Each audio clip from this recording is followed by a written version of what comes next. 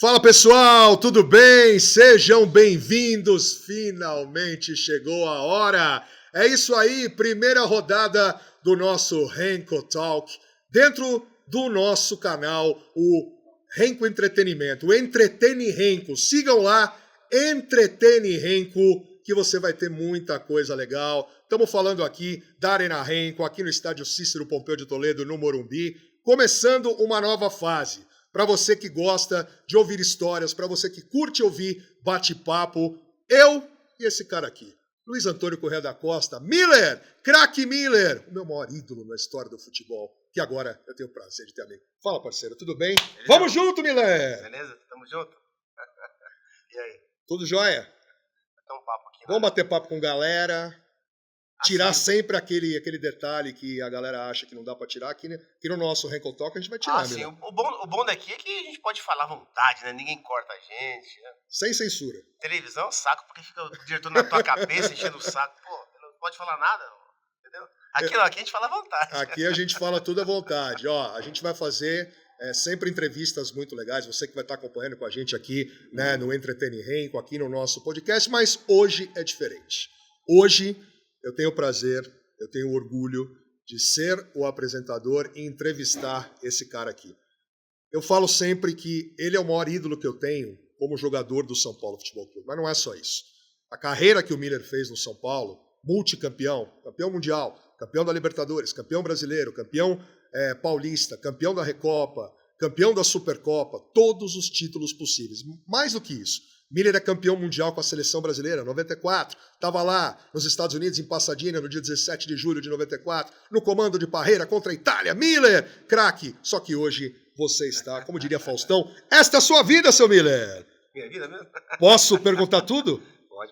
Então vamos nessa. Hoje o Miller é o convidado, a gente está aqui no estádio do Morumbi, não tinha palco melhor, né, aqui na Arena Renko. Aliás, agradecer demais a confiança do Alexandre, do Antônio, da Ana, do Serginho, de toda a galera aqui da Arena Renko, o carinho que eles têm comigo, junto com um amigo que a gente vai trazer agora para você. Porque você que está com a gente aqui no canal vai ver histórias, vai ouvir histórias muito legal, e eu tenho o prazer de conduzir junto com o Miller, mas hoje ele é o cara. Ele é o cara que vai começar a falar. E não tem momento melhor, Miller, da gente começar a falar de futebol do que do São Paulo Futebol Clube. Você está aqui na tua casa, lugar que você brilhou por tantos anos. Primeira passagem de 84 até 87, depois vai para a Itália, volta aí no final dos anos 90, 91, título paulista, mundial, Libertadores, todos os títulos possíveis. Vai embora depois, foi pro Palmeiras, ganhou o título, mas veio de volta. Voltou para o São Paulo em 96 para jogar mais um período. E o São Paulo Futebol Clube? O que é o São Paulo Futebol Clube? Todas as vezes que eu venho aqui no estádio do Morumbi, eu penso a mesma coisa, né? Vem a minha memória quando eu morava debaixo da arquibancada. Como se fosse a primeira vez? Não como se fosse a primeira vez. Eu lembro de quando eu morei aqui no Portão 4, né? Que tinha o futebol amador, era aqui no Portão 4, não tinha centro de treinamento ainda. Então, e era muito bom a boa concentração aqui. Ficava o pessoal do infantil, juvenil e juniores. Então a gente tinha assim, a gente vivia muito legal ali no Portão 4. Não tinha o CT da Barra Funda ainda, né? Não tinha. A gente treinava assim toda semana em campos diferentes. No antigo terrão aqui na Social de São Paulo, né? Que não era do campo sintético como hoje. E a gente treinava assim, pô, era muito legal mesmo, até porque a base antigamente era muito forte, né? Infantil, juvenil, junior. Geralmente os garotos do infantil, a maioria subia pro juvenil. E a maioria do juvenil subia pros juniores. Porque tinha muita qualidade, né? Então, essas três etapas o jogador do infantil fazia até chegar ao profissional.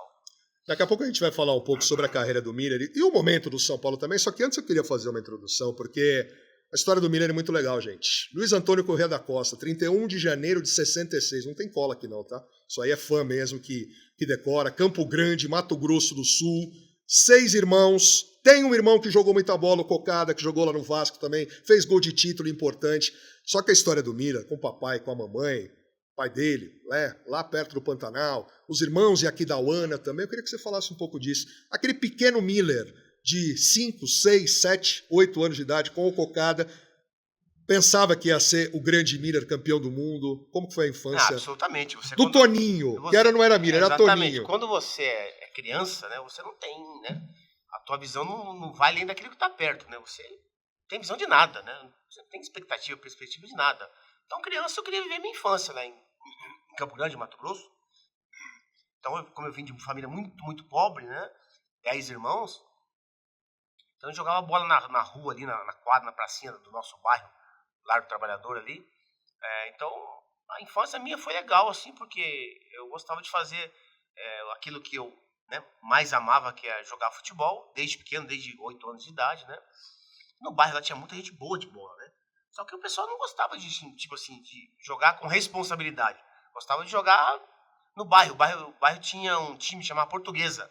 A Portuguesa dos adultos e a Portuguesa da molecada. Eu jogava na molecada, né? O nosso time era muito, muito bom. Tanto é que depois muitos jogadores foram para o Operário, né? Na oportunidade, o Operário tinha uma base, um profissional muito forte.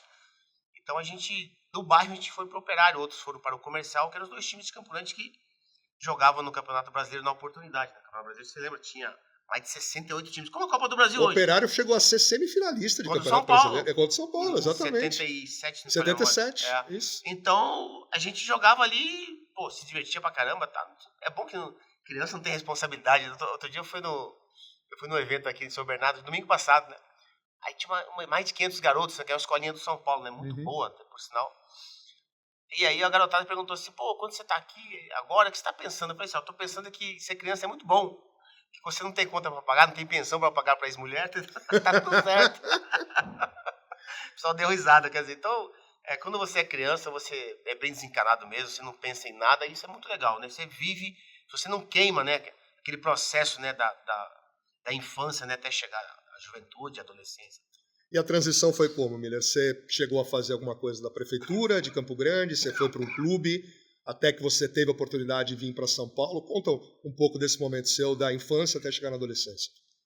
Ali em Campo Grande, ou seja, eu vendi jornal, eu trabalhei na casa de frango, de colocar o frango no espeto. Aí que eu fui jogar no Operário, né, no juvenil, em 81. Então, estudei perto no bairro ali, na escola Arlindo de Andrade Gomes. Você tinha 14 para 15 anos, né? Exatamente. Isso. Aí com 15 anos, o meu irmão falou assim, você tem que jogar no São Paulo, tá? Mas eu nem sabia o que ele estava falando, né? Então, esse momento, né, acho que toda transição se rompe algo na tua vida, né? Isso estou falando na parte interna, né? Do sentimento, do coração. E eu, até os 15 anos de idade, eu dormia com os meus pais, como é que faz? Aí eu não queria vir para São Paulo para jogar, fazer teste no São Paulo, porque como é que eu ia largar o meu mundo, né? Que eu tô acostumado, né? Hoje se chama zona de conforto, eu nem sabia dessa palavra, né, antigamente. E aí minha mãe que me deu uma força, falou assim, não, vai, se é pra realizar teu sonho, vai sofrer, mas qualquer coisa liga, tá? Naquela época era só telefone fixo, né? Aí eu tinha que ligar, cobrar pra minha mãe do orelhão, porque não tinha telefone, né? Na oportunidade. Mas assim, foi muito difícil a minha adaptação e essa transição para vir para São Paulo e jogar assim, não foi fácil, foi muito difícil. Eu fiquei 1 ano e meio assim, sofrendo, chorando com saudade dos meus pais. Mas depois eu comecei... Você veio sozinho? Sozinho, de busão, 16 horas de voo rasteiro. Aí cheguei, depois de 3 dias vim fazer o teste, já treinei com juniores contra... juvenil contra juniores, né? O time de juniores era muito, muito bom. Tinha uns jogadores lá que eram, assim, fenômenos, né? E aí eu passei, no primeiro teste, assim, eu passei, só que o Operário tinha o meu passe, né? E naquela época tinha lei do passe. Eu fiquei de agosto de 82 até dezembro sem jogar, só treinando porque eu estava preso no meu passe ao Operário. Aí só que o ano seguinte, eu soube disso depois, né? Porque o diretor do Amador, o seu Vidigal, ele descobriu que o Operário tinha uma dívida com o São Paulo, de um jogador chamado Zé Roberto dos anos 70, que o São Paulo emprestou ao Operário e o Operário não pagou a dívida. Aí o doutor Vidigal liga lá pro doutor Jamil Nami, né? Que era o presidente da época.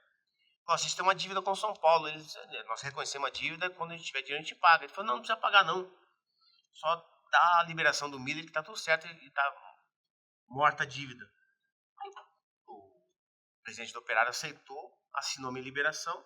É por isso que eu joguei em 83 pelo juvenil do São Paulo. E a gente foi vice-campeão contra o Guarani. O Guarani tinha uma base muito forte, né? Tozinho, já tinha o Neto. Exatamente. E nós perdemos pro Guarani naquele ano de 83. Aí em 84 eu já subi pro juniores, né? A maioria dos jogadores juvenis foi pro juniores. E aí tem sequência da carreira. Aí você chega no São Paulo, uma fase que o São Paulo vinha de 2 perdas de títulos, né? Perdeu para o Corinthians 82, 83, Paulista, né? no Paulista, né? Aquela fase do Corinthians então, da naquela época, o São Paulo e o Corinthians reinavam bastante no Paulistão, porque o São Paulo... O São Paulo tinha sido campeão 80 e 81, né? Bicampeão com o Carlos Alberto Silva, o treinador, mas o São Paulo era um timaço, né? Renato Pé Murcho, Mário Sérgio, quer dizer, então... E o Corinthians também era um timaço de 82 e 83, então os dois ali estavam reinando no Paulistão por pelo menos 4 anos, né? E aí você chega nessa fase que Cilinho assume o Otacílio Pires de Camargo, né, interior de São Paulo, Santa Bárbara do Oeste, região. Grande Cilinho monta o que o torcedor do São Paulo ficou depois orgulhoso de ver, e o que o mundo do futebol aprender, o que eram os menudos, né, que tinha Gilmar, que veio do Internacional, Zé Teodoro, Oscar, Dario Pereira, Nelsinho, Bernardo, Silas e Pita, Mila, Careca e Sidney. Só que nesse time de 84 ainda não era o São Paulo campeão. O Careca ainda não estava naquela fase tão brilhante, o Pita tinha vindo do Santos, e você, de repente, chega para jogar com o Silas. 2 meninos da base, o Sidney tão novo também. E esse momento, de chegar em 84, né, que o Santos conquista o título paulista, naquele gol do Serginho Chulapa, mas o São Paulo já começava a ser montado. Conta esse momento como foi, porque o Cilinho trabalhando. O Paulistão, antigamente, se jogava no segundo semestre, né? Ao contrário do que é hoje. Né? Exatamente. Era 6 meses de Paulistão, 6 meses de Campeonato Brasileiro. Na oportunidade era só tinha esses 2 campeonatos, né, no Brasil, assim, mais importantes, né, no caso. E o São Paulo já tinha, né, sempre teve time bom, sempre teve grandes jogadores, São Paulo, sempre. Se falar aqui, vai me faltar nome. Então, 84 eu era o 5º reserva do Amador. O Silas, na verdade, ele sobe no ano seguinte, 85. Eu subi primeiro que ele porque o Silas ia para a seleção de juniores, né? Disputava o Sul-Americano em janeiro, sempre tem em janeiro. Até então tinha o Campeonato Sul-Americano de seleções juniores. E depois você foi para a seleção para o Mundial. Um ano depois, 85. Eu fui para o torneio João Avelange e depois para o Mundial. Isso. Então, eu subi primeiro que o Silas em 84, já com aqueles jogadores todos que você comentou aí, o Careca, Pita. O Sidney subiu primeiro que nós, porque o Sidney é mais velho que eu. Então, o Sidney subiu antes, e ele estava tão bem na época que o São Paulo negociou o Zé Sérgio com o Santos, junto com o Chulapa, junto com o Humberto e um outro jogador, Zé Sérgio, e deixou o Sidney, né? O Sidney era ídolo e titular absoluto do São Paulo. Eu subi junto com o Lange, e o São Paulo estava no Paulistão, assim, a gente jogou, tá, mas assim, não tinha chance mais de se classificar para as semifinais, né? Para os mata-mata, o São Paulo. E aí foi minha primeira, assim, experiência no profissional foi no Paulistão de 84, né? Já com aquele timaço do São Paulo.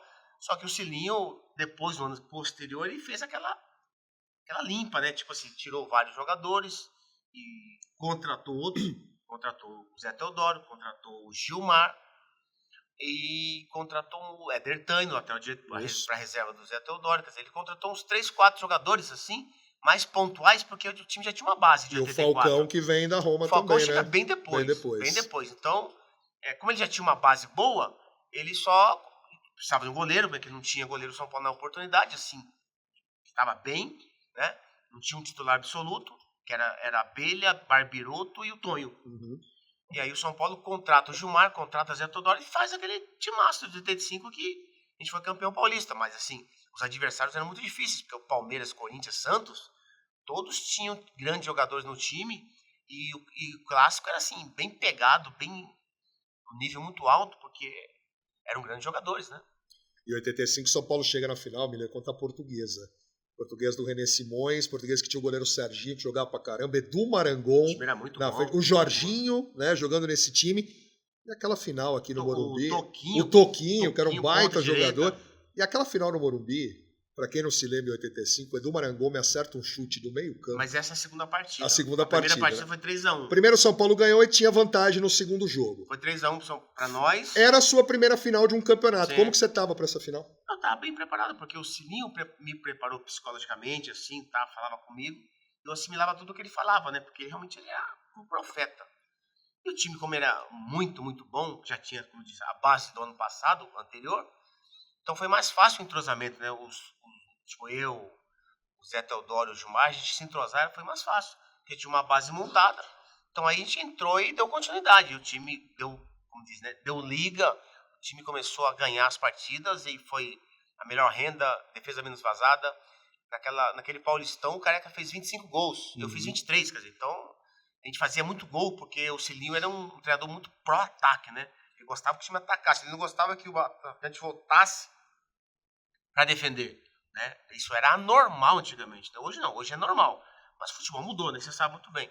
Então, na oportunidade, o Cilinho montou aquele timaço e o time, em 85, já no Brasileiro de 85, nós jogamos contra o Grêmio no Pacaembu e nós perdemos a classificação, porque era a fase classificatória. Nós saímos do Brasileiro com o Grêmio e eu nunca vi isso na minha vida. Eu falei para o Alexandre outro dia, o estádio inteiro aplaudindo nós. E nós perdemos o jogo. Assim, nós perdemos o jogo, mas jogando muita bola. E o estádio inteiro aplaudindo a gente. Eu falei, caramba, vamos entrar no Paulistão voando. Foi o que aconteceu. Nosso time entrou voando, se atropelamos todo um clássico, então a gente fazia gol direto contra o Palmeiras, Corinthians, Santos. E conseguimos meu primeiro título, né, paulista de 85. Um timaço daquele que, um ano posterior, tinha 6 jogadores na seleção brasileira. 6 jogadores e a sua primeira Copa do Mundo. E esse brasileiro que você tocou, né? Um brasileiro mais pitoresco, se dá pra gente usar assim, porque a final foi Bangu e Coritiba, né? Uma final totalmente 85? de 85, né? Um campeonato que não teve os grandes numa final, mas o São Paulo já montando. Você citou uma coisa interessante, já a gente vai falar do time de hoje, mas seleção brasileira. Miller, para quem não sabe, 3 Copas do Mundo, 86, 90, 94, 90 como titular, 86, jovem, mais num time que tinha Zico, que tinha Sócrates, que tinha o mestre Tele Santana no comando. 3 Copas do Mundo. Você já tinha passado por seleção brasileira em campeonato mundial. O que é isso para um menino de 19, 20 anos que de repente vai para o México e tem um monte de fera do lado para jogar uma Copa? Tudo para mim era novidade, até porque eu nunca tinha ido para a seleção brasileira, né? Então era uma novidade bem boa, né? Assim, eu estava no São Paulo bem, titular. Na verdade, voltando um pouco, eu não queria ir para o Mundial de Juniores. Hoje é Sub-20, né? Uhum. Eu não queria ir para o Mundial, porque eu já estava no São Paulo de titular. Já ídolo da torcida, já fazendo gols todo jogo. Eu não queria ir. Você chegou a falar, não quero, prefiro ficar aqui? Falei. Mas era uma obrigação liberar. Não que era uma obrigação. Os jogadores do São Paulo, os mais experientes, vieram falar comigo, né? Porque os mais experientes têm mais visão, né, que você. Uhum. Gilmar, o Oscar, o Dario Pereira, eles vieram falar comigo e falaram assim, olha, todo jogador que vai para a seleção principal, primeiro ele passa pela juniores. É normal o processo. Você vai para juniores, depois, no ano seguinte, você vai para o profissional. Isso é um processo normal de um jogador de seleção brasileira. Eu não entendia isso, né? Era moleque, não sabia nada da vida. Mas aí eu aceitei e fui para a seleção. A gente foi campeão de juniores lá na Rússia contra a Espanha, gol do Henrique, o zagueiro. E depois eu volto na... A Espanha tinha o Butragueño nesse time? E o Salinas, um dos dois? Não me lembro. Eu acho que um dos dois, eu acho sim. que tinha o Butragueño. Butragueño acho que estava. Do Real Madrid. Então, a gente é campeão do mundo na Rússia, acho que foi na quinta-feira, coisa assim. A gente chega no sábado de manhã, eu e Silas, e domingo à tarde tinha clássico contra o Corinthians do Pacaembu. E depois do jogo lá na Rússia, acho que é o Ligeirinho, né, que estava lá, o repórter, ele... Eduardo Luiz, grande Ligeirinho. Ele fez uma conexão com o Carlos Miguel Aidar, o presidente. Falei, presidente, não vejo a hora de eu chegar para jogar contra o Corinthians. Moleque, né? Moleque, você não quer saber de cansaço, nada. Jogamos contra o Corinthians no Pacaembu, a gente empatou de 1-1. Eu dei o passe pro Careca fazer o gol, quer dizer, então... foi legal a fase da seleção de juniores, campeão mundial, né? Com título. E depois eu dei continuidade à minha carreira no São Paulo. Você falou essa história, Miller. A primeira parte mais pimentada, que polêmica. O jogador não tem essa. Você chegava de uma seleção, você e o Silas que você citou, já queria jogar. O jogador tá com muita frescura hoje, Miller? Não, mas o jogador tem que... se ele tá pronto para jogar, ele não tem que jogar, não? A gente tem que entender que o futebol mudou bastante, né? Inclusive a cabeça do jogador. Então a gente não pode... eu falo isso bastante, né, na televisão, falo pro Alexandre direto. A cabeça do jogador hoje é outra, totalmente diferente, né? Em muitas coisas o jogador mudou a cabeça para bem e outras coisas mudou para ruim, né? Claro. Eu acho que a melhor coisa que tem é o cara, quem é um jogador de futebol, time grande, não tem coisa melhor de você jogar futebol. Pô. Ninguém quer ficar no banco, quer ser poupado. A gente não tinha isso, né? Que todo mundo queria jogar sempre, né? Então, o jogador de hoje, você sabe que hoje envolve toda uma estrutura totalmente diferente, né? O fisiologista que escala o time com certos treinadores, não com todos, com certos treinadores, o fisiologista ele diz, tira o Laranjeira do jogo de domingo, porque senão ele vai machucar. Mas você pedia pra jogar? Independentemente se você tivesse com uma dorzinha no adutor, você falava, cara, dá pra jogar em ponto final? Olha, quantas e quantas vezes eu joguei com uma perna só? Fazendo infiltração, essas coisas todas? Tinha uma contratura na coxa. O seu Hélio, que era um massagista na época Grande de São seu Paulo, Hélio. seja uma partida clássica, time pequeno ou decisão. Pra mim era a mesma coisa. Assim, de importância, né, de vontade. Mas, seu Hélio, dá uma infiltração aqui, vamos embora pro jogo. Quantas vezes eu joguei com uma perna só? Muitas e muitas vezes. Hoje isso não acontece mais. Entendeu? Não acontece porque o jogador mudou a sua cabeça. Infelizmente. E o treinador também mudou a sua cabeça. Então, se não tá 100%, você não joga. Antes a gente jogava assim 10%, 20% da capacidade. Sempre. Por quê? Porque o treinador acreditava, e a gente acreditava que em um lance a gente podia decidir a partida. E sempre você sabe que no futebol isso não mudou também. Acontece. O jogador em um lance pode estar mal. Um lance que ele pega, ele dá um lampejo, mete uma bola, faz um improviso e faz um gol. Então, antigamente a gente tinha essa cabeça de que, independente da contusão, né? Lógico, se você rasgasse, operasse, isso é outra coisa, mas contratura, torcer tornozelo, quantas vezes eu fiz botinha com tornozelo desse tamanho e ia pro jogo? Isso é normal pra Ia gente. pro pau mesmo. Exatamente. O E o gramado do Morumbi não era esse tapete que hoje não, de jeito nenhum. Porque a gente jogava os clássicos. Não só do Morumbi, onde você jogava no interior, em outros lugares Os também, clássicos né? e as decisões só jogava no Morumbi, só tinha o Morumbi. Né? Então o campo era muito judiado. Quando a gente chegava num clássico, uma decisão, o gramado estava horrível. A gente fala muito do Milan no São Paulo, pessoal, mas o Milan é um dos poucos jogadores na história a atuar nos 5 principais times, né, à época, do estado de São Paulo, os grandes, né? São Paulo, Corinthians, Palmeiras, Santos, a Portuguesa, e eu cito até mais um, o São Caetano, que a época que o São Caetano disputou a final da Copa João Avelange, foi campeão paulista também, o São Caetano entrava nesses 6 principais. O Milan é o único a jogar nos 4 grandes, a jogar na Portuguesa e a jogar também no São Caetano. Impressionante a carreira, né? E brilhou com todas as camisas, hein? Brilhou com todas as camisas com um nível muito alto. A gente está falando de Campeonato Brasileiro que você conquistou em 86, 87 ganha mais um título, e aí você resolve zarpar, claro, vendido, né? Um jogador valorizado, vai para o futebol italiano. Como que fica a cabeça do pequeno Luiz Antônio com a grana que veio naquela época? A grana valia mais ou a oportunidade de aprender uma nova língua? O que era? Era mais oportunidade. Não fui ganhando muito, assim, até porque na época você ganhava muito dinheiro. Você foi ganhando normal, assim, não tanto, muito mais que quando eu jogava no São Paulo. Eu fui mais porque o campeonato italiano era importante, os principais jogadores do mundo jogavam no campeonato italiano, era um campeonato bem disputado, um campeonato muito bom de se jogar, tinha Maradona, tinha Platini, né? Aí foi uma leva de grandes jogadores brasileiros naquele ano, foi o Renato, foi o Milton, que jogava no Coritiba, que era um grandíssimo jogador meia, né? Foi André Cruz, foi um monte de jogador bom brasileiro para a Europa, para a Itália. Eu também queria ir, então isso foi o que aconteceu. E coincidiu que o Torino quis me contratar, o Juvenal Juventus na época era o presidente, ele me vendeu, então eu também queria ir. Foi uma coisa toda consensual. E aí você sai e vai para jogar no Torino. O Torino que tem uma rivalidade muito grande com a Juve, né? A Juve é o principal time. A gente até já conversou nos bastidores, né, Milha? Você jogou contra Maradona, jogou contra o seu companheiro careca, Platini. Né? Contra Michel Platini. Para quem não sabe, os mais novos, Michel Platini, o grande jogador francês. Foi muito mais jogador que o Zidane, né? mil vezes. A gente fala assim. E você enfrentou também o trio holandês. Você enfrentou o trio alemão, né? Lothar Matthäus, Rudi Völler, da Inter de Milão. Como que era? Assim, a gente vê uma realidade hoje que ficou muito estigmatizado, Messi, Cristiano Ronaldo, e naquela época, grandes times tinham pelo menos 3, 4 jogadores. O campeonato italiano era muito nivelado por cima. Muito, muito, muito. Você tem uma ideia... E o seu Torino disputava exatamente o quê? Era para ficar abaixo da tabela, meio de tabela? O Torino, ele, no ano anterior, eu cheguei depois, no ano anterior, ele vendeu 6 jogadores titular pro Napoli. Arrebentou no Torino, né?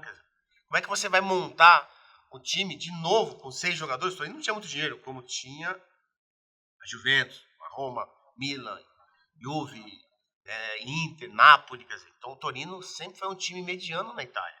Né? E no primeiro ano de Torino, nosso time tinha ido embora 6, contratou eu, Edu e o Aris Escoro, que é o Goslavo. Muito bom jogador, o cara é muito rápido, né? Ponta esquerda. E aí nosso time lutou para não cair e naquele ano a gente foi para a Série B mesmo, porque o nível era muito grande. Como da Itália que jogava aí o Milton. Aí a temporada 87-88. 87-88. Né? Não, 88-89, isso. A gente caiu para a segunda divisão.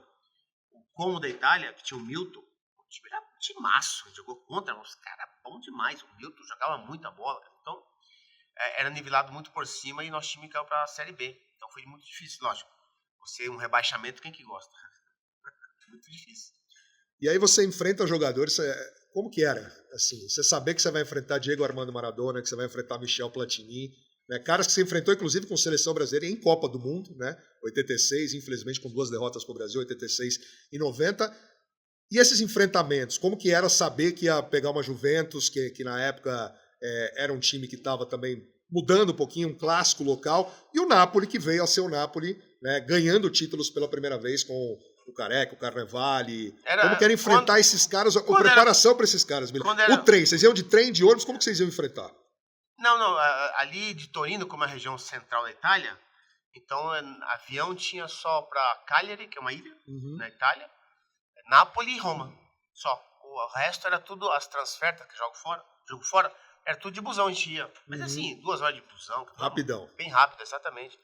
Mas assim, jogos contra time grande, Nápoles, Juventus, Milan, Inter, Roma, é jogo que você quer aparecer, né? Time grande, você pega um time grande, você quer aparecer.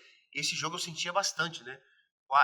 Contra quase todos esses grandes, tirando o Napoli, mas no primeiro ano de Torino, contra o Milan, contra o Inter, Roma, Lazio, eu fiz gol.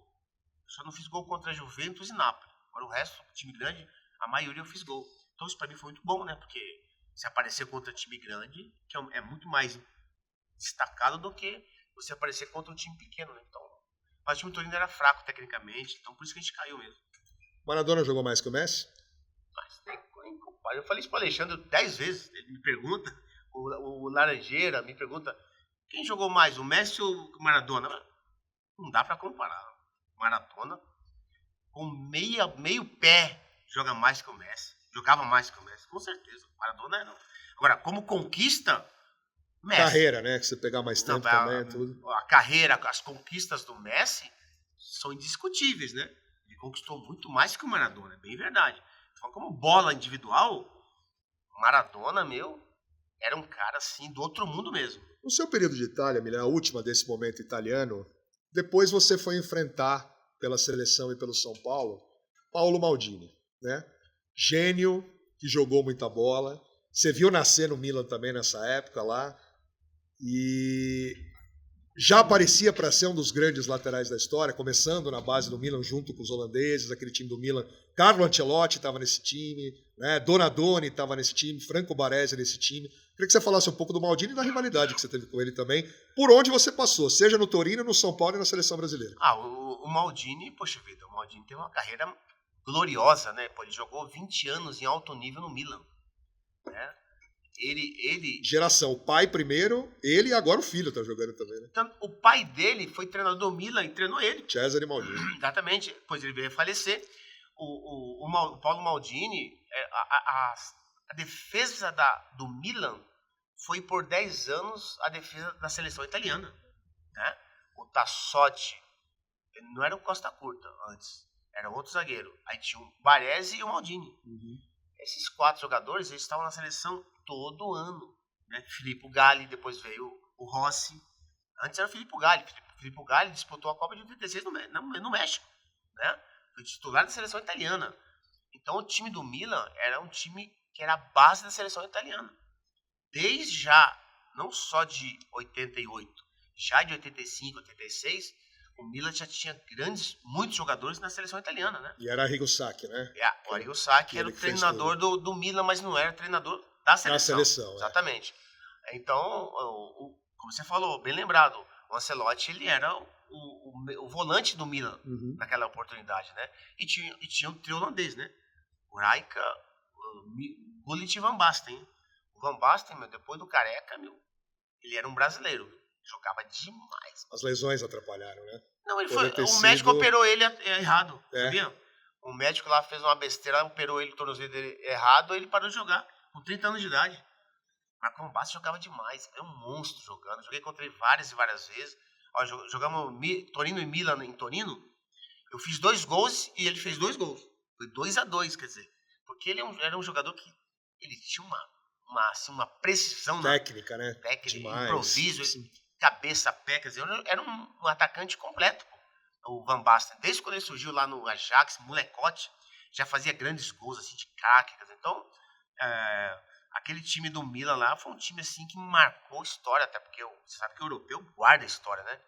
E o Milan hoje, os legendas do Milan, eles jogam na Europa inteira.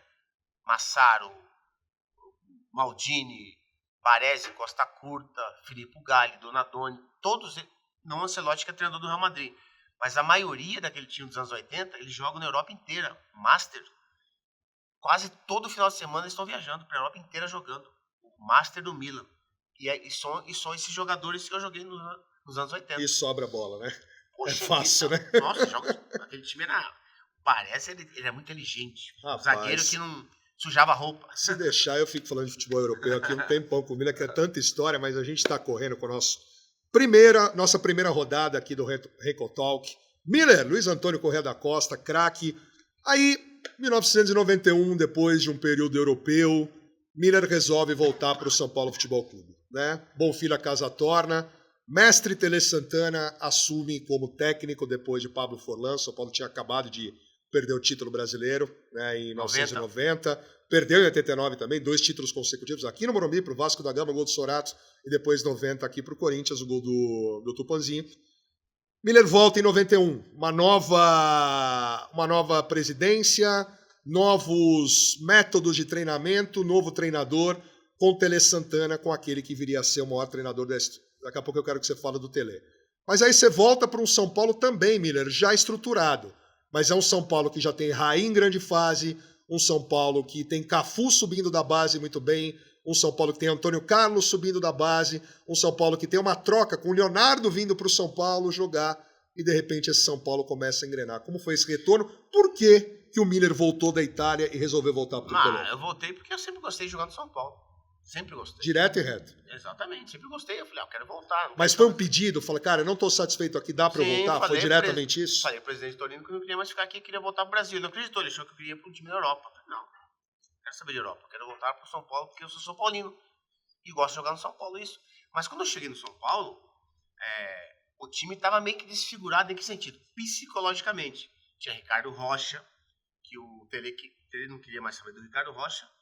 Eu cheguei e falei, não, você jogou da seleção brasileira, você tá aqui largado. Copa 90, né? Exatamente. Aí o Ricardo se agigantou com a minha chegada, ele meio que se empolgou, tá? E fez um grande campeonato brasileiro e foi pro Real Madrid depois. Né? Leonardo estava na lateral esquerda, veio do Flamengo, foi pro Valência. Quer dizer, então, grandes jogadores de 91 foram vendidos para a Europa, para grandes times. O Leonardo pro Valência, Ricardo Rocha pro Real Madrid, quer dizer. E a base permaneceu, né? Permaneceu a base. Aí em 92, o Tele chama o Cerezo, chama o Palhinha, chama o Ronaldo Luiz, né? Aí já um outro time, né? Mais técnico. O Ronaldo Luiz está vindo do América Mineiro, junto né? Com o Palhinha. Junto com o Palhinha. O Pintado, né? O Pintado já estava com nós já em 92, né? De lateral direito, ele passa para volante, quer dizer, então o time toma um outro corpo, assim, fica muito melhor tecnicamente, entrosa, porque joga junto sempre, não sai nenhum jogador, e não tinha jogador velho, com exceção do Cerezo, de idade, tudo molecote como o São Paulo de hoje. E aí nosso time começou, né, a conquistar 91 o Campeonato Paulista e 90 e brasileiro contra o Bragantino, né? Naquela final contra o Bragantino eu joguei com a perna só. Sim. Eu tava com estiramento, não tinha condição nenhuma de jogar. Então aqui no Morumbi. Você fura o lance do primeiro gol, eu furo porque que o Mário Tilico vai acabar fazendo 1-0. Quando eu fui chutar, a perna machucada gemeu. Você não estava legal? Não. Você foi no sacrifício mesmo? Eu fui com uma perna só. E graças a Deus que eu errei o chute, que sobrou pro Tilico, ele fez o gol. Se acertasse, eu teria ido aqui bancada. O Tilico, para quem não lembra, né, Miller, veio do Náutico com um valor altíssimo. Peso de ouro, exatamente. Peso de ouro. O Bobô anteriormente já vinha num valor muito alto. Acho que era o jogador mais caro, à época, 140 milhões de cruzeiros, uma coisa assim. E o Mário Tilico vem para São Paulo. E ele jogava numa função parecida com a sua. Só que você já estava mais à esquerda. E ele era um cara muito aberto lá no Náutico. Como que vocês se entendiam ali jogando no primeiro semestre? O Tilico era um ponta-direita velocista, né? Ele tinha velocidade e sabia usar. E tinha um chute muito bom. O Tilico chutava muito bem com o pé. Tinha um chute seco, forte, né? E a velocidade dele era incomparável, né? Ele era muito rápido, né? Ele foi muito útil pra gente, né? Naquela campanha de 91. Em especial no primeiro jogo da final, que ele faz um gol de 1-0. E a gente, por causa desse gol, a gente joga pelo empate lá e é campeão. Lá no Marcelo Stefani, né? Que depois virou Nabi Abichedi. São Paulo foi pressionado, mas pressionado. Zete faz uma defesa cara a cara, se não me engano, o chute do Alberto, sim, que estava ali cara a cara. E depois o time do Bragantino não tinha. O time do Bragantino que tinha o Mauro Silva, Alberto, um time jubaiano, um belo time. E o Flávio mete uma bola na trave no finalzinho. No final do jogo. Tava 45 minutos e o jogo 0-0. Flávio que veio no Flamengo, né? Ele entrou, era volante, ele entrou e bateu, quase faz o gol. Então, foi o título brasileiro. Aí em 92 começou uma nova era no São Paulo, porque veio Palhinha, veio Ronaldo Luiz, veio Toninho Cerezo. Né? Então, no segundo semestre. O time se reforçou muito mais, aumentou a qualidade técnica. Né? Aí, quando você aumenta a qualidade técnica, a possibilidade de vencer as partidas é muito maior. Né? São Paulo campeão paulista 91, brasileiro 91, aí 92 uma sequência. Paulista, Tereza Herrera, Ramon de Carranza, Libertadores, Compostela, até chegar no Mundial de Clubes. Não, Compostela foi em 93. Foi em 93 que o Guilherme estava junto com o Caio, né? Não, em 92 a gente ganhou com os torneios internacionais. Tereza Herrera e Ramon de Carranza. E 4-0. E o Troféu Cidade de Barcelona. Isso, que foi 4-0 no Real Madrid e 4-1 no Barcelona. Né? Você jogou muita bola nesses dois aí. Com esses 3 torneios, o Troféu Cidade de Barcelona foi 1-0 gol meu. Uhum. Então, com esses 3 torneios, naquele ano de 92, o São Paulo ganhou 7 títulos. 7 títulos, pode contar aí. No mesmo ano. No mesmo ano. Que acho que é o ano que o São Paulo mais tem título numa temporada só. Ué, mas se você colocar só 4 já é muito maior. Pois mais, né?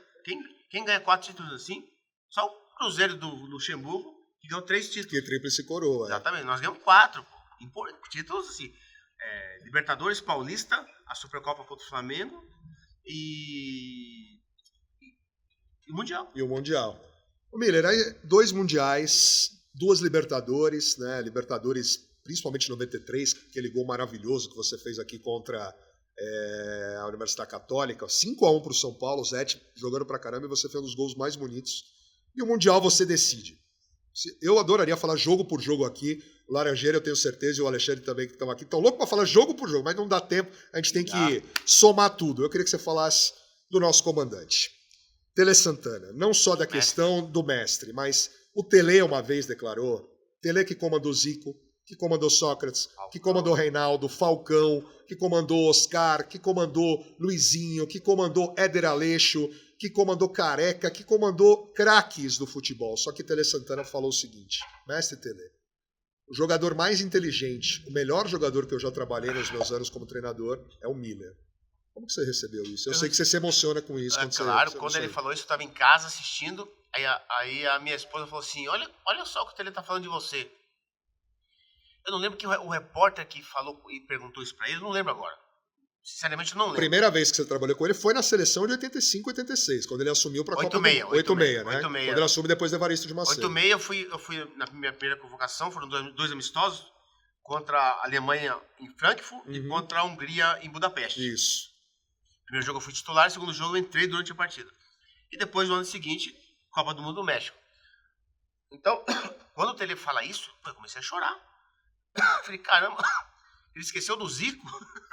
Sócrates. Ele esqueceu do Falcão. Falei, caramba, o Zico que foi um gênio completo, perfeito, ele vem falar que poxa, pra mim foi um privilégio, assim, me renderam lágrimas nos meus olhos, fiquei muito emocionado mesmo. Eu guardo essa reportagem na minha casa até hoje, com muito carinho. Eu sou difícil de guardar coisas assim, sabe? Mas essa reportagem do Tele eu guardo até hoje em casa. Eu tenho a fita VHS, né, que fala? De VHS até hoje em casa guardada. Entendeu? Essa fita dessa é um troféu, né? Pra mim, exatamente. É um troféu igual troféu que eu ganhei aqui pelo São Paulo. Porque ele falar isso, especial comigo, assim, e ele treinou grandes jogadores. Em especial o Zico. Ele falar que eu fui o melhor, pra mim foi um privilégio, assim. Não esperava. Mas fiquei muito emocionado, sim, com certeza. A gente viu muita emoção na feição do Tele, Miller, principalmente nos 2 mundiais. 92 contra o Barcelona, né, dia 12 de dezembro de 92, e 3 de dezembro contra o Milan. Você nos 2 mundiais, você teve participação decisiva. No primeiro gol, a finta, o cruzamento para o Raí, Ferrer tá torto até hoje. Time que tinha o Guardiola, né, jogando naquela equipe, que tinha Stoichkov, que tinham grandes jogadores. Vocês achavam, desde o Brasil, porque o primeiro São Paulo foi um amasso para cima do Barcelona. O São Paulo amassou o Barcelona. O Stoichkov fez o gol no primeiro tempo, mas o São Paulo dominou e podia ter feito mais até do que os 2 gols. Como que vocês pensavam isso? O Barcelona que, pela primeira vez, ganha uma Liga dos Campeões da Europa e um São Paulo que estava na melhor fase. Dos que eu vi do São Paulo, acho que 92 foi um time brilhante. Como que vocês viam esse Barcelona e vocês já saíram daqui? Não, nós temos bola para ganhar e bem deles, como efetivamente mas é porque foi. A gente já tinha, tipo assim, o nosso time era muito bom. A gente jogou o torneio Teresa Herrera, lógico, claro que o torneio Teresa Herrera não tem nada a ver com a final. Porque no torneio Teresa Herrera, eles estavam em pré-temporada, né? Quer dizer, estavam totalmente mas fora com de a base forma. que jogou no final do ano. Sim, mas né? lógico que foi bom, porque ele já conhecia o São Paulo. Então nós chegamos como franco atirador, claro. A maioria da torcida era do Barcelona. Né? Inclusive a imprensa japonesa dizia que o Barcelona ia dar um sacode no São Paulo. Mas a gente tinha confiança, muita confiança em nós mesmos, que o time, desde 91 jogando junto, já tinha uma base, assim, uma confiança, a confiança estava lá em cima, né? Então a gente tinha certeza que a gente não ia para os pênaltis, que a gente ia ganhar no tempo normal. A gente tinha certeza. Só que o jogo foi totalmente diferente, né? Quer dizer, até o gol do Stoichkov, o Barcelona dominava a gente. No toque de bola, tá? Eles sempre tiveram nessa história. Posse de bola, né? Mas era uma posse era uma posse de bola objetiva. Guardiola, Nadal, quer dizer, Begiristain, ponto era um esquerda, timaço, né? quer dizer. Aquele jogo teve muita chance de gol. Tanto pro São Paulo quanto pro Barcelona, entendeu? Mas só que depois do que a gente perdeu, tava perdendo de 1-0, a gente... Vamos jogar, né? Vamos jogar, claro. Vou ficar aqui lamentando, vendo os caras jogar. Aí nós fomos pra cima, individualizamos as jogadas, né? Improvisamos, né? Dentro do jogo. Conseguiu empatar, quase virar no primeiro tempo. Equilibramos a partida. Aí no segundo tempo o Tele falou assim, ó, agora vamos virar. Só ter calma que não vai pra pênalti. Ele falava isso pra gente. A gente também tinha essa certeza, né? Aí surgiu aquele golaço do Raí, né? Que o Alexandre não sabe disso, que eu nunca falei pra ele. Nem o Laranjeira. O Raí, naquele ano, ele não tinha feito um gol daquela maneira. Nem no treino. Nem no treino. Nada. Nem no treino ele fez aquele gol. Ele tocava, batia, nada. A temporada, o ano todo, Alexandre. Só naquele lance da final, eu falei pra ele assim, bate... Tem um lance aí, a imagem é bem clara. Eu chego pra ele assim, ó, bate direto, porque ele não tinha feito gol daquele jeito. Eu falei, sai fora, eu vou fazer. Aí ele tocou, né, acho que foi pintado. Pro Cafu, toca pro Cafu e chapa ao contrário. Quer dizer, naquele ano ele não tinha feito gol daquele jeito. Por isso que eu falei pra ele, só o Bizarreta, né? E eu gritando pra ele, Raí, bate direto, você nunca fez o gol assim, quer dizer, então, foi uma coisa assim inusitada por conta disso, entendeu? Ele nunca fez gol daquele jeito o ano todo, e ali ele falou assim, não, eu vou tocar pro Cafu e vou bater. Aí foi muito feliz, né? Bateu perfeitamente bem, e foi 2-1 o gol do título. O gol do título, você e o Raí comemorando, é uma das imagens mais simbólicas, que tem a festa aqui em São Paulo por todo o Brasil. E no ano seguinte, Miller, aí era uma paulada, porque não era para ser o Miller, não era para ser o Milan, era para ser o Olympique de Marseille. Sim. Deu o problema do Bernard Tapie lá, aquele problema de sujeira e tal, e o Milan vai para a final com uma seleção italiana / francesa, porque tinha Jean-Pierre Papin, tinha Raduciu, que jogava na Romênia, tinha Marcel Desailly, tinha a zaga com Maldini, com Baresi, Sebastiano Rossi no gol, Tassori, da Itália. Né? E ainda tinha Laudrup, o Savicevic, ainda bem que não jogou naquela final. Massaro jogando, e você faz o gol, acho que mais simbólico e importante da tua carreira, é o famoso "Questo gol è per te, Buffon". Para Alessandro Costa Curta, porque ele ficou buzinando na tua orelha e tá aqui na tua camisa, seu Miller. Não é assim. Foi 5 minutos antes do gol. Eu disputei uma bola de cabeça com ele e meu cotovelo bate no rosto dele. Aí a gente começou um xingar outro. Lance de jogo. Lance de jogo, claro. Aí o Baresi vem e aparta assim, deixa disso, blá, blá, blá. Aí 5 minutos depois, sai o gol. Quando eu viro, a bola já tá dentro praticamente. Aí eu viro pra vibrar, o Costa Curta tá olhando pra mim assim com a mão na cabeça, porque o italiano tem essa mania de chorar, né? Maquê, né? Esse negócio, tipo Maquê. Esse negócio que o jogador brasileiro hoje faz, de colocar a mão na cabeça, até isso eles herdaram dos europeus. Os europeus têm essa mania de botar a mão na cabeça e ficar managem na Madonna, sabe essas coisas assim de italiano? Aí ele com a mão na cabeça assim, aí eu perdi a razão, né? No final vale tudo, eu sempre falo. Você conversou com ele depois disso? Sim, isso. O americano. Vocês se enfrentaram na Copa depois, né? O Alexandre que conhece a América mais que nós, o americano tem uma coisa assim, olha, o que você faz em Las Vegas, fica lá. With happy vibes, stay in Vegas. Exatamente. Né? Então o que você faz dentro de campo, fica no campo. Lógico, a gente tá falando aqui porque já passou muito tempo, tá? Entendeu? Mas assim, a briga ali no campo... Mas você encontrou ele só na Copa ou encontrou depois em alguma situação? Porque foi logo depois, 6 meses depois, né? 7 meses depois. Encontramos na Copa e conversou normal, quer dizer, o Costa Curta é um cara gente boa pra caramba. Sim. Ele é comentarista da Sky. E um baita jogador. Foi um baita jogador, é um baita comentarista da Sky Sport na Itália, né? Os canais italianos. Né? Gente boa demais, quer dizer, o que eu te falei, foi um lance de jogo, um momento de jogo, um acontecimento do jogo, pronto, acabou, entendeu? Dentro do campo, já te falei, vale tudo, entendeu? Tem que chorar a mãe dele, não a minha. Chorou a dele, não a minha, entendeu?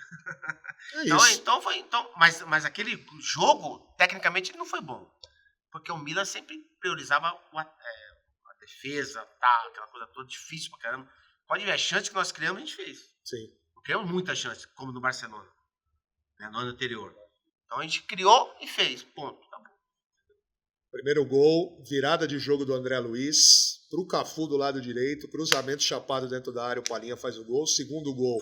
O primeiro gol foram 7 toques. Desde o campo de defesa. 7 tocando toques. desde Pode a defesa. 7 toques. Acho que o Cerezo vira pro Cafu dá um boné no Massaro, toca pro Palinha, o Palinha, acho que dá pro Cerezo, o Cerezo vira pro André Luiz, ele faz a virada de jogo. O Cafu cruza e o Palinha faz o gol. 7 toques, gol. E o segundo, ultrapassagem lado esquerdo, cruzamento do Leonardo, gol do Toninho, né? Leonardo jogando como, Palinha, ali Leonardo, como meia, né? É isso, mas ali, aquela jogada ele fez como lateral, né? Isso, subindo, porque lateral é o André Luiz, que era jovem, né? Tava subindo da base. E a diretoria não queria que o Tele colocasse o André pra jogar. Né? Então, conta essa história rapidinho. Porque, por causa de experiência mesmo? Sim, é verdade, por causa da experiência. O André é muito jovem, né? Mas ele já vinha jogando já, né? No São Paulo. Aí os caras falaram, os diretores, Tele, tira o André, não coloca ele, coloca um jogador mais experiente, porque o jogo é muito puxado, sabe? O Milan, que é um multicampeão, tá? O Tele, não, vai jogar o André. Vai tremer? Vai tremer e dá uma fralda pra ele. Quer dizer, e o André arrebentou com o jogo. Pô. Jogou pra caramba, entendeu? Então, tanto é que o lance do primeiro gol ele passa pelo pé dele. Quer dizer, então, o Tele passava muita confiança pro jogador e o jogador exercia essa confiança dentro do campo. Então foi uma coisa assim, uma harmonia perfeita, né? O que o Tele falava, a gente acreditava, colocava em prática e dava resultado. Então acho que não poderia ser diferente. Né? E o time, e interessante que o Raí jogou a final do Bi da Libertadores. Isso, ele jogou contra a Católica fez gol e foi campeão. E lá 3-0, levantou a taça e foi embora para o PSG. Vai embora. Isso. E aí a gente não tinha o meia. Aí eu falei pro presidente, que naquele ano o São Paulo estava com 9 jogadores da seleção brasileira. Sim. A gente estava na Granja Comari e quem era o meu companheiro de quarto? O Leonardo. Eu falei, presidente. O Leonardo tinha falado pra mim assim, eu não tô bem. Papo de boleiro, né? Eu não tô bem lá no Valência, porque o treinador, o holandês, não gosta de mim. Tô no banco lá. Era o Van Gaal? Não, era o outro. Era aquele que treinou o Romário, Ronaldo, Henrique. Gus Hiddink. Esse. Sim. E aí ele tava no banco lá. Aí eu falei, presidente, o Leonardo tá desanimado no Valência. O Raí foi embora e ele já joga no Valência assim. Pega por empréstimo o Leonardo que ele vai ajudar a gente esse ano, pô. E ajudou muito. O Leonardo entrou, nós nem sentimos falta do Raí, pô. Porque o Leonardo entrou, arrebentou, não só no Mundial, mas aqui nas Libertadores, no Campeonato Brasileiro, no Paulistão. E jogou com a seleção com a 10 depois, exatamente. Né? Então o Leonardo foi assim, o Leonardo era um craque de bola. Ele era um craque, ele já era um 10 de lateral. Aí ele foi para a posição original dele, porque ele, camisa 10 aqui no São Paulo, ele arrebentou. Aí em 94, Miller, o São Paulo perdeu o título para o Vélez na Libertadores da América, gol seu, inclusive, na final. Né? O árbitro contribuiu também, que teve mais um lance lá que era para marcar pênalti, o Vélez acabou sendo campeão. Você recebe uma proposta e sai de São Paulo. Peraí, você tá no pulo etapa. No jogo do Vélez, a gente tá entrando assim, o árbitro ele ia se aposentar, né? Eu falei pra você, tô deixando isso aí, história. O jogo de ida, aqui no Morumbi, 30 de maio de 94. A gente tava entrando no campo, o árbitro ia se aposentou, Paraguai, desgraçado. Aí ele pegou e falou assim, hoje vocês não ganham nem a pau. Eu falei, vai tomar. Eu xinguei ele todo, antes do jogo. Xinguei ele, só não xinguei a mãe dele. Porque mãe é mãe, né? Eu xingo, sou um Paraguai de merda, vai se ferrar, rapaz. Vamos ganhar com você, sobre você, mesmo contra a sua vontade, tá? Ele falou, quero ver. Eu falei, vamos ver então. Eu falei assim, ó, se a gente não ganhar, eu te arrebento no vestiário. Falei pra ele. Assim? Falei pra ele. Assim. Onde estava exatamente? Antes do jogo. Aqui no... Entrando no jogo. Entrando aqui no túnel. Entrando no campo. Que isso, xinguei ele todo. E aí, realmente, ele prejudicou nós, né? Mas aí, o segundo tempo, o São Paulo jogou mal. Nós jogamos mal. Não tivemos competência para fazer o segundo gol e ser campeão. E o argentino, eu sempre falo isso, o argentino sabe bater pênalti e o goleiro argentino sabe pegar pênalti. E era o Chilaver, né? Não é só esse goleiro argentino agora da Copa, que realmente foi muito bem no Diego Martínez. Não é só ele. Você pega Goicoechea na Copa de 90 da Itália, ele classificou a Itália para a final. Isso. Nos pênaltis, ganhou da Itália. Uhum. Então, o goleiro argentino já tem essa tradição e o jogador argentino já é frio para bater pênalti. Muito frio e eficiente. E nós perdemos aqui contra o Vélez essa final. Do Carlos Bianchi, né? Exatamente, 120 mil pessoas aqui. Exato. E depois eu fui pro Everton, não deu certo a negociação, eu voltei, aí o Tele não me queria mais, tá, aquela coisa toda, aí eu fui pro Japão, fiquei uns 3 Caxias, meses. Uns 3 meses, tá? Aí eu queria voltar pro São Paulo, né, porque eu não queria ficar no Japão, o São Paulo não me quis realmente. E aí o Antônio Carlos me liga, ele tava no Palmeiras, falou assim, pô, vem pra cá. Eu falei, demorou. O jogo não pode ficar parado, né? Aí eu fechei com a Parmalat e fui pro Palmeiras. Fui pro Palmeiras por causa disso. 95 você joga no Palmeiras, perde uma final pro Corinthians do Paulistão, né? Um time que o Palmeiras foi bem na Libertadores até, teve aquele jogo marcante contra o Grêmio. 5-0 no primeiro, 5-1 no segundo. E aí 96, 96 pro torcedor do Palmeiras, pro Palestrino é inesquecível. Palmeiras, o ataque dos 100 gols no Campeonato Paulista do Vanderlei Luxemburgo, 104, né? No total. Você, Djalminha, Luizão, Rivaldo, Edilson, Amaral, Flávio Conceição, Cafu, um timaço. Foi o maior time que você jogou num período curto? Se você falar, um time que eu joguei que era um absurdo de jogar foi esse Palmeiras? Uma seleção, né? O time era uma seleção. O time, independente do tempo que jogou, um timaço inesquecível, né? O São Paulo de 85, o São Paulo de 93 e o Palmeiras de 96 foram esses 3 times, para mim, os melhores que eu joguei. Né? Porque eram jogadores de seleção, jogadores de nível muito alto. O Djalminha era um gênio. Aliás, ele te elogia demais. O podcast ele te elogiando é maravilhoso, é muito legal. O Djalminha tinha GPS no pé. Impressionante. Na época que não tinha GPS, ele já tinha. Então, era um jogador muito, muito... Não foi pra Copa porque o Filipão, sem noção, não levou ele.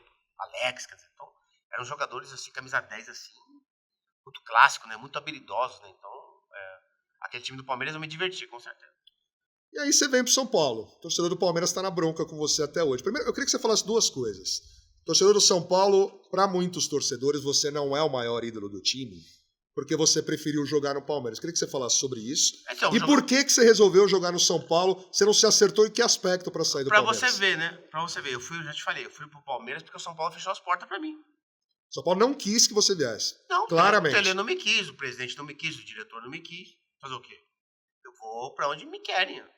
Aí o Palmeiras me abriu as portas, eu fui pro Palmeiras e joguei nesse time dos 104 gols aí, entendeu? Tanto que eu gostava do São Paulo, que eu voltei depois do Paulistão, eu voltei pro São Paulo. Uhum. Quer dizer, então, eu sempre quis jogar no São Paulo. Sempre foi minha prioridade. Mas, você é profissional, você tem que seguir a tua carreira. Joguei em 96, O time estava totalmente desfigurado, né? São Paulo, o time estava muito... Você foi apresentado naquele jogo contra o Real Madrid. Real Madrid com o Valber, com o Adriano, e o Real Madrid tinha Fernando Redondo, Petkovic, Rincon, Raul e outros caras. Só jogador de seleção argentina, espanhola, quer dizer. Então, jogamos o Campeonato Brasileiro daquele ano, o time estava totalmente desfigurado, muita gente jovem, né? Apesar que tinha o Serginho voando, né, no São Paulo, atrás esquerdo, até que ele foi pro Milan e aí fez carreira. Aí em 97 eu fui para Perugia da Itália, né? E depois de lá, fiquei lá uns 3 meses. Aí você volta pro Santos. Aí o Vanderlei me liga. O Vanderlei, meu amigo, pode me ajudar aqui no Santos, porque tá difícil aqui. Aí eu voltei pro Santos, poxa, fui muito feliz no Santos. Não ganhei nenhum título no Santos. Joguei em 97 e o primeiro semestre de 98 com o Paulistão. Por pouco você não pegou a Comebol do Santos, né? Não peguei. Do Juari, né? Exatamente, não peguei. Não, foi o Rio São Paulo. O Rio São Paulo, desculpa. São Paulo. E fui muito feliz no Santos, assim, nossa.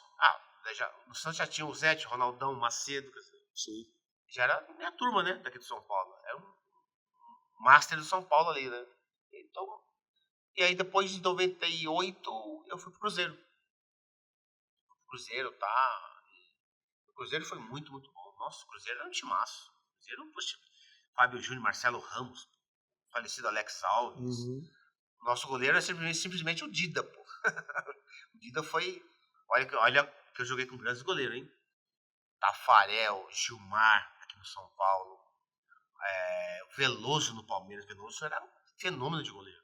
Entendeu? Mas o Dida era muito fera. Eu falei para Alexandre, o Dida, pelo amor de Deus, o Dida catava demais. O Dida era frio. O Dida não... Ele esperava, literalmente, o jogador decidir o que ia fazer para ele cair. Ele era frio, ele não se abafava dentro do gol. Pra você ter uma ideia, no treino do Cruzeiro coletivo, a gente apostava, né? Quem vai conseguir fazer um gol no Dida, inclusive de pênalti. E não fazia. Não fazia. Difícil demais.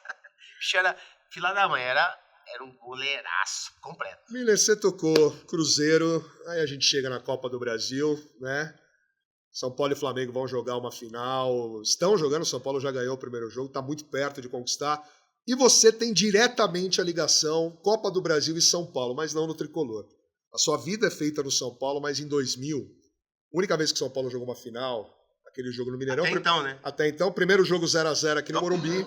Primeiro jogo 0x0 no Morumbi. Aí Mineirão, São Paulo sai na frente com o gol do Marcelinho Paraíba, cobertura. E você entra num Cruzeiro que era um time experimentado, que tinha o Oséias, que tinha o Fábio Júnior, jovens também, só atacante. E você é um cara mais cerebral. Você é responsável direto por essa página doída do São Paulo, mas feliz do Cruzeiro. Fala daquele jogo, porque todo mundo pergunta pra você como foi jogar contra o São Paulo. Você é um cara profissional e você foi personagem daquele jogo no passe pro Fábio Júnior e depois o gol do Giovani. Naquele jogo, na verdade, eu nem ia entrar. O treinador do Cruzeiro não ia... Ele era muito fraco, ele não ia colocar... Pra você ter uma ideia, tava eu, Marcelo Ramos e Fábio Júnior no banco. Nós três. Porque jogava Oséias e o Giovani. Ele enchia o meio campo. O Giovani é molecote, corria muito, bom jogador. E o Oséias na frente. Tradicional 4-5-1. E eu soube isso depois na festa, né? Que o Beneci Queiroz, que era o gerente, que me falou. Que faltava 15 minutos para acabar o jogo, mais um acréscimo, né? 15 minutos, o Marcelo Dijan vira pro treinador e fala assim: nós estamos perdendo o jogo e o São Paulo está sendo campeão. Está acabando o jogo, você tem 3 atacantes, que são os melhores do time, no banco.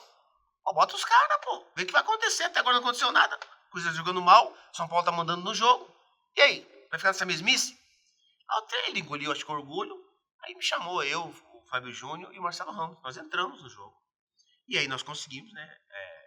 Virar essa partida, né? Quer dizer, conseguimos o título inédito, porque a gente estava perdendo o título mesmo, já acabando o jogo, né? Então, o Marcelo Dijan foi responsável pela minha entrada, do Fábio Júnior e do Marcelo Ramos. Ele foi responsável direto. Exatamente. Depois o Beneci contou essa história para nós já na festa à noite, né? Depois do jogo. Marcelo Dijan, que anos antes você deixou no chão, numa finta, no São Paulo e Corinthians, um 3x0 no Morumbi, né?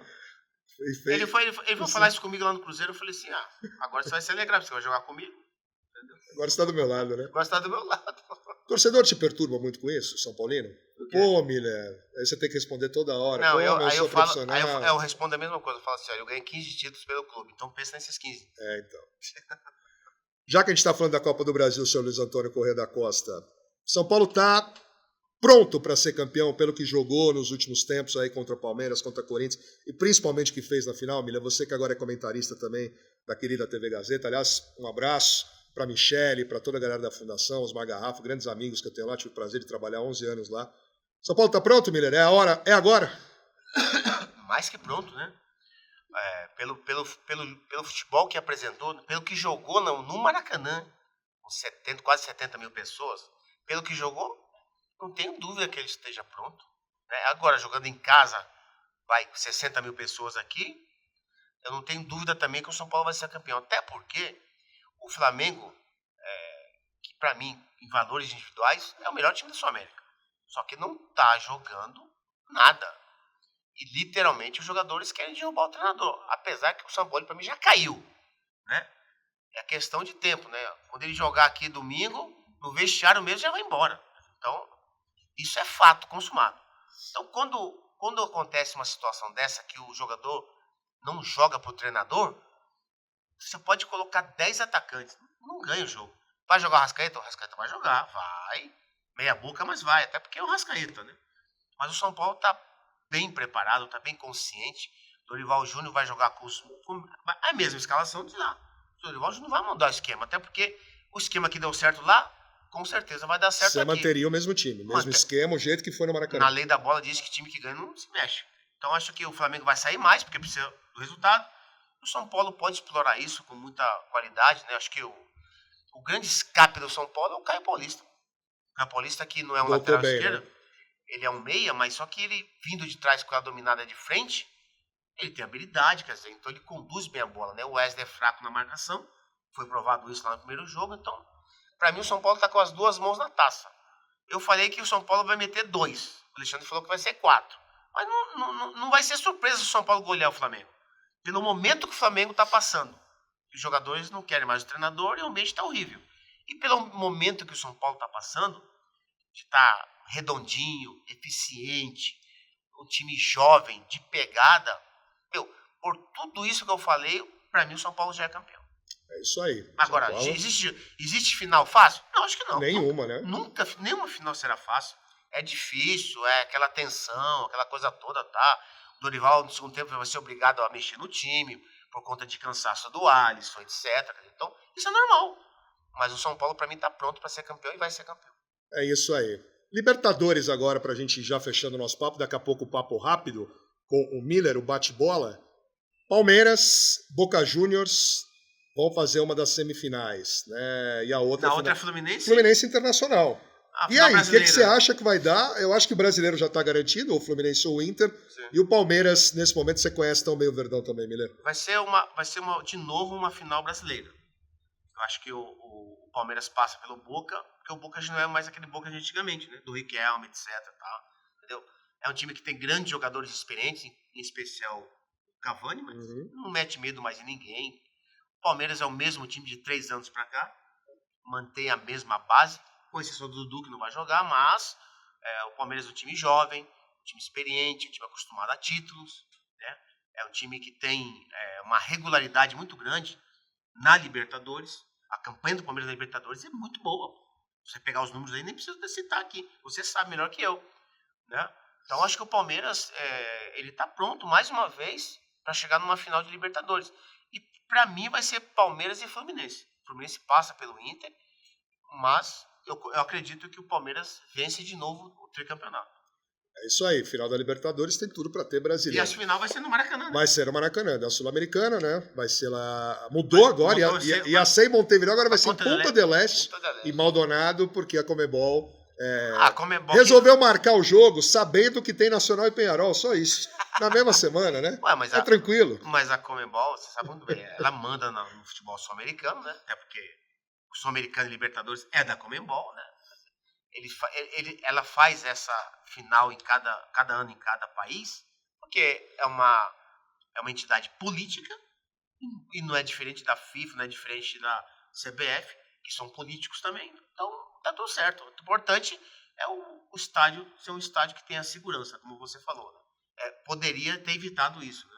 É que o Estádio Nacional de Montevidéu, ele é um estádio antigo. É né? muito antigo. Então, Parque Central, né? Exatamente. Ele é pequeno, ele é mais pequeno. Teve muita crítica da vistoria da Conmebol. Isso é verdade. Um amigo meu lá de Assunção, ele disse que um dos diretores lá da Conmebol comentou isso com ele.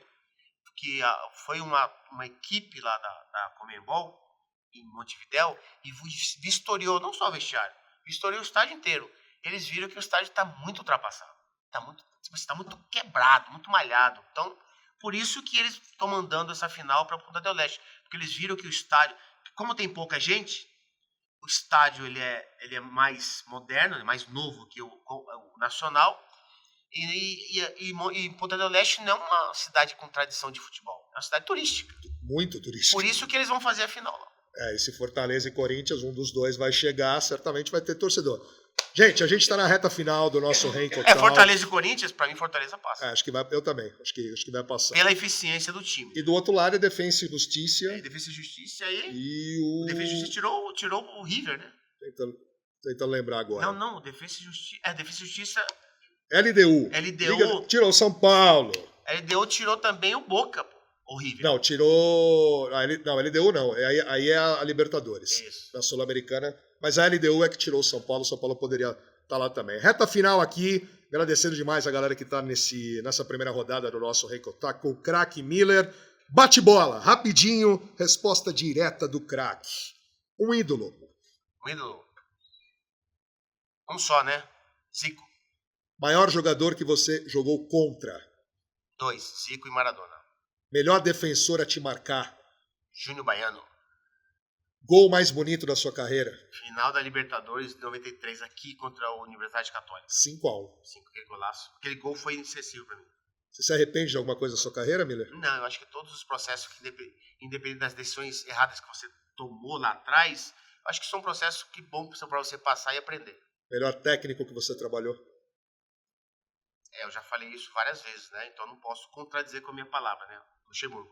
Filhos? Herança do Senhor. Quantos são hoje? Tenho 5 filhos. 38 mais velho? É o Luiz Miller, mais velho. Tá lá em... BH. Tá lá em BH. Lugar que você jogou que mais te encantou? São Paulo, Morumbi. Lugar que você foi com mais dificuldade para atuar? Para atuar? Não tive. Vamos colocar assim. Não teve aquele jogo com pedrada, que a torcida ficou... tá pra jogar? Com dificuldade de torcedoras, gramado ruim.